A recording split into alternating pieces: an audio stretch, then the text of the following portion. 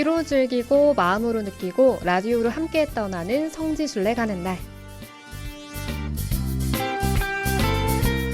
이 시간은 라디오를 통해서 비대면으로 성지순례의 즐거움을 누리고 또 감동도 느껴보는 시간인데요. 지난주에 이어서 오늘도 해외 성지로 함께 떠나봅니다. 대표님 어서 오세요. 안녕하세요. 성과로 행사 정동춘 바로입니다. 반갑습니다. 네, 반갑습니다. 네. 한 주간 동안 어떻게 지내셨나요? 신자분들 덕분에 네. 바쁘게 보내고 있습니다. 순례 일정도 잡고 설명회도 갔고요. 여러모로 바쁘게 지내고 있습니다. 정말 바쁘게 네, 감사할 지내고 계신 것 일입니다. 같습니다. 네. 네, 오늘은 이스라엘의 올리브산으로 순례를 떠나보려고 합니다. 그런데 대표님, 그 성서에 올리브산이 자주 언급되긴 하는데요. 구체적으로 올리브산 어디에 위치해 있나요? 네, 당연히 예루살렘에 있고요. 네. 또 예루살렘을 중심으로 보자면 어떻게 보면 성서에 자주 언급된 산이 이제 세 개 네. 나오잖아요. 첫째로 다윗 왕이 처음으로 도성을 만들었던 시온산이 있고요. 네. 두 번째로 솔몬 왕이 대성전을 지었던 모레아산 혹은 성전산이 있고요. 그리고 그 맞은편에 동쪽으로 키드론 골짜기, 소위 말하면 건너편에 성전산과 마주보고 있는 동쪽에 위치한 오늘 제가 말씀드릴 올리브산이 있습니다. 아, 그렇군요. 네, 물론 올리브산 좌우에는 스코프산과 멜망산이 있는데 이제 이건 주로 성서에서 언급은 되지는 않고 있고요. 좀 더 구체적으로 말씀드리면 구약 성경을 보면 올리브산을 동쪽 산이라고 불렀다고 그래요. 네. 예, 또한 우리가 이제 사순시기에 이제 자주 부르는 지극한 근심이라는 성가가 있어요. 네. 그래서 이 성가를 보면 올리브 동산의 깊은 침묵 속에라는 구절 때문에 우리는 올리브 산보다는 올리브 동산이 더 친근하게 느껴지는 산이기도 합니다. 그렇군요. 네. 사실 지금이 사순시기는 아니지만요. 이스라엘의 올리브산을 라디오로 순례하고 있는 만큼 우리 대표님께서 소개해 주신 지극한 근심 성가 일부분 들어볼까요? 네, 그렇죠. 네.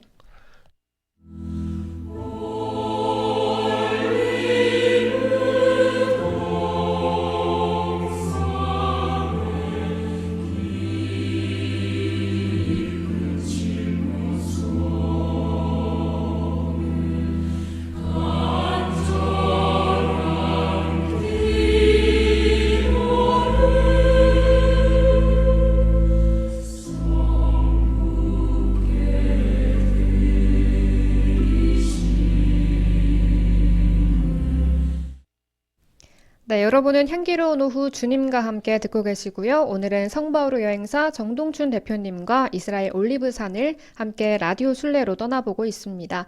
이 올리브산의 높이가 어느 정도나 되나요? 네. 이제 동산은 아닌 거예요. 아, 왜냐하면 네. 올리브 산은 네. 해발 고도, 다시 말하면 지중해 해수면 기준으로 대략 한 820m 정도 돼요. 네. 건너편에 있는 성전산은 750m 정도 네. 되고요. 그래서 산이 성전산보다 높다 보니 올리브산 정상에서 보면 밑에 성정상, 즉 모리아산이 네. 이렇게 한눈에 들어오거든요. 마치 파노라마처럼 건너편에 시온산이 펼쳐지고 오른쪽으로는 이제 성전산이 보이는 거예요. 좀 더 구체적으로 말씀드리면 네. 올리브산에서 건너편에 있는 산을 바라봤을 때 왼쪽에 이제 시온산이 있는데요. 네. 그 시온산에는 전에도 말씀드렸던 성모님이 잠들어 계신다는 영명성당이 있고 또 성체성사를 제정을 하셨던 2층 큰 방이 바로 또 시온산에 있고 또 베드로가 닭이 울기 전에 예수님을 모른다고 3번 부인할 것이라고 네. 예수님께서 말씀하시고 예고하시잖아요. 네. 그 닭 울음 성당이 있는 곳이 바로 올리브산 건너편에 왼쪽에 시온산이 위치해 있고요. 또 올리브산에서 정면으로 바로 바라보면 지금은 이슬람의 황금 사원이 보이거든요. 네. 그 황금 사원의 오른쪽으로 보면 이제 예수님께서 이렇게 십자가형 당하셨던 골고타가 보이고 또 돌아가시고 묻히시고 부활하셨던 부활성당의 황금돔 오른쪽으로 이제 보이고 있는 이제 그런 이렇게 소위 말하면 그런 위치에 있는 산이라고 보면 되겠습니다. 그렇군요. 네. 사실 아무래도 이름이 올리브산으로 불리는 만큼 느낌상 뭔가 올리브 나무와 관련된 것 같은데 맞나요? 네, 예수님 시절에는 올리브 나무들이 산을 전체를 덮을 정도로 굉장히 우거졌다고 그래요. 네. 그래서 옛날에는 올리브 나무의 숲이라는 뜻의 아랍어로 엘라이온이라는 이렇게 불렀다고 그래요. 네. 지금도 현지인들은 엘레오나라고 또 부르고도 있기도 하고요. 네. 지금은 이제 사실은 올리브 사는 산인데 올리브가 나무가 그렇게 많이 보이지는 않아요. 그 이유가 첫째는 예수님 시대 때는 올리브 나무가 올리브 산에 많이 있었지만 네. 이제 그때 당시에 예수님이 돌아가신 이후에 30년이 좀 더 지난 후에 네. 이제 이스라엘 사람들이 노마에게 항쟁을 하거든요. 네. 당연히 노마의 입장에서 봤었을 때는 이스라엘 사람들이 이제 반란을 일으키는 것으로 보고 그때 이제 노마의 장수가 이스라엘을 이렇게 관장하고 있던 장수가 띠뚜스라는 장수인데 이 장군이 그 반란군들 이스라엘 입장에서는 이제 항쟁 군인들이 되겠죠. 네. 그 항쟁을 했던 수천 명을 이곳 올리브 산에 있었던 올리브 나무를 비워가지고 십자가형으로 다 이렇게 처형을 했다고 그래요. 네. 그러면서 그때 올리브 나무가 많이 비어졌고 또 근세기에는 이제 팔레스타인 사람 아랍인들이 이제 어렵게 생활했을 거 아니에요. 네. 그래서 집을 짓는다거나 땔감으로 이렇게 많이 이렇게 잘라서 썼다고 그래요. 그래서 어떻게 보면 지금은 올리브 산은 올리브 산인데 이름이 약간 무색하기는 해요. 네. 별로 없어가지고. 근데 그나마 이제 키드론 골짜기에 이제 근래에 들어서 이제 나무를 많이 심었었던 것 같아요. 그래서 어느 정도 나무가 조금은 이제 무성하게 있고요. 이제 이곳에 이제 특징인 것은 올리브 나무에 관련해서 네. 이 올리브 나무와 또 올리브 산에 관련해서 앞전에 한번 말씀드렸던 겟세마니 대성당 있잖아요. 네. 그 성당에 보면 수명이 굉장히 오래된 올리브 나무 몇 그루가 있는데 그래서 아마도 성당 바로 옆에 있는 그 올리브 나무는 2000년이 넘게 이렇게 있었던 나무라고 그래요. 그래서 네. 제가 신자분들에게 농담조로 적어도 그 나무는 예수님의 얼굴을 분명히 보았을 것이다라고 그쵸. 제가 이제 농담도 하고 있습니다. 네, 예. 그렇군요. 네. 또 올리브산 주변에 무덤이 많다고 하는데요. 그 이유가 있나요? 네, 이제 순례를 하다 보면 신자분들이 이 예루살렘 이 무덤들을 보기 전에는 네. 이제 이런 질문을 자주 하셔요. 뭐라고 하시냐면 이스라엘에 왔는데 이스라엘 무덤을 보지를 못하겠다. 아. 그래서 제가 조금만 기다리시면 네. 굉장히 많은 무덤을 보여드리겠다라고 말씀을 드리는데 네. 이 올리브산에서 딱 가시게 되면 주변에 소위 말하면 3대 종교의 무덤들의 박람회를 보는 것 같은 이렇게 착각을 일으켜요. 네. 왜 그런 거 하니 올리브산 주변에는 유대인들의 무덤이 있고 네. 또 건너편인 성전산 아래쪽에는 다시 말하면 황금의 이 황금 돔이 있고 그 돔 앞에 이제 황금의 문이 있거든요. 네. 그리고 이제 우리는 그걸 이제 동쪽 문이라고 하는데 그 밑에 이슬람 다시 말하면 해교인들의 또 무덤이 있어요.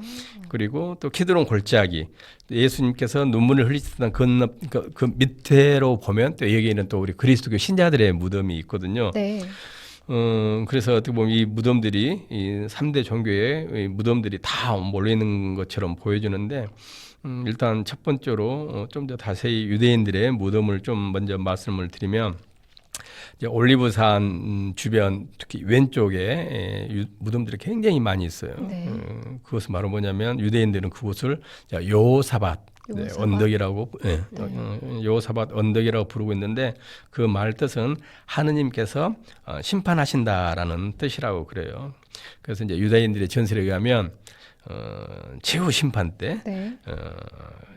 메시아가 하느님이 이제 동쪽에서 이렇게 딱 오신다는 거예요. 그래가지고 이제 성전으로 이렇게 가시는데 그때 그 동쪽에 이렇게 묻혀있던 사람들이 영혼들이 다 일어나가지고 선한 사람들은 키드론 골짜기 건너편으로 가가지고 네. 성전에서 이렇게 하늘로 올라가고 악한 이들은 이제 키드론 골짜기 밑으로 다 떨어진다는 그런 전설이 있는가 봐요. 네. 그래서 마지막 날 하늘로 올라가고자 하는 그런 소망 때문에 이곳 동쪽에 위치한 올리브산 왼쪽에 여호사밧 언덕이라는 곳에 이제 무덤을 쓰고 있고요. 네. 또 둘째로 올리브산 건너편 다시 말하면 이슬람의 해교사원 황금 돔이 있는 쪽에도 일종의 이제 이 무덤들이 많이 있는데 그 무덤은 이제 유대인들의 무덤이 아니라 회교인들의 무덤이에요. 네. 이슬람 사람들의 무덤인데 이곳에는 이제 되게 보니까 두 가지 전설이 좀 있는 것 같더라고요. 하나는 뭐냐면 이슬람 창시자인 마흐메트가 네. 백마를 타고 예루살렘에 왔다는 거예요. 거기서 말을 엘 아크 사원이라는 곳에 딱 묶어놓고 이 마흐메트가 하늘로 올라가가지고 거기에서 알라신을 만났다는 거예요. 그래서 다시 내려와서 백마를 타고 메카로 갔는데 네. 마흐메트처럼 알라신이 마지막 날에 이렇게 됐었을 때 그곳에 무덤을 쓰면 마흐메트처럼 하늘로 승천할 수 있지 않을까 해서 이슬람 사람들이 그곳에 무덤을 쓴다는 전설도 있고 네. 또 한편으로는 유대인들의 전승에 의하면 동쪽에서 최후 심판 때 메시아가 온다 하니 그 메시아가 오는 것을 방해하기 위해서 황금문의 앞에 있는 황금문 소위 말하면 동문을 잠궈버리고 그 앞에다가 방해하기 위해서 이제 무덤을 쓴다고 그래요. 이렇게 돼 있고 세 번째로는 이제 눈물 성당 앞에 혹은 키드론 골짜기 이제 그리스도교인들의 무덤이 있는데 네. 이곳에 이제 자세히 무슨 특별한 의미로 무덤을 쓰는 건 같지 않고 아마 자연스럽게 초세기부터 키드론 골짜기에다 무덤을 쓰다 보니 그리스도교 우리 신자들의 무덤이 있었던 것 같아요. 어쨌든 간에 이 예루살렘 대성전과 올리브 산에는 묘하게도 3대 종교의 공동묘지가 있는 특이한 케이스가 되겠습니다. 그렇군요. 네. 또 올리브산에는 예수님을 기념하는 이런 성당들도 많이 있다고 들었는데요. 네, 지금은 7개 성당과 경당이 있지만 네. 6세기 경에는 이곳 올리브 산에 24개나 되는 성당 혹은 경당이 있었다고 네. 그래요. 첫째로 베타냐 나자로 부활 소생하는 기념 네. 성당이 있고 베파게 성당이 있고 주님께서 승천하셨던 성당이 있고 또 주의 기도문 성당이 있고 예수님이 눈물 흘리셨던 성당이 있고 앞전에 말씀드렸던 낮에는 성 안에서 밖에는 성 밖에서 순환 주일 때 네. 이때 예수님께서 기거하셨다는 동굴 사도들의 동굴 성당이 있고 또 겟세마니 대성당 네. 이렇게 현재는 7개 성당만 남아 있는데 비잔틴 시대 때는 24개의 성당이 있었다고 그래요. 그것은 아마도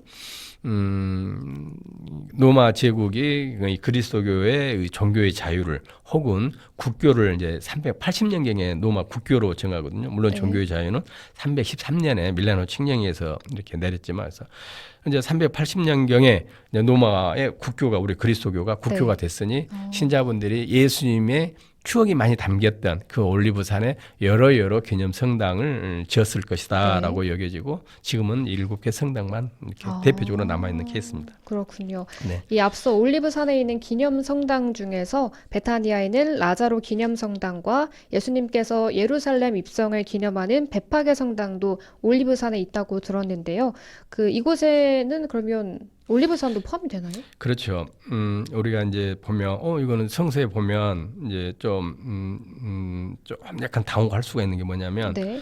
예수님께서 승천하신 장소를 이제 누가복음이 알려주는데 네. 복음서에서는 베타니아 근처라고 하고 사도행전에서는 올리브 산이라고 하거든요. 그래서 누가복음사가는 왜 한 장소를 승천 장소를 두 군데 알려주지라고 하는데. 이 올리브 산이 제가 아까 말씀드린 820m의 산이라고 그러셨잖아요.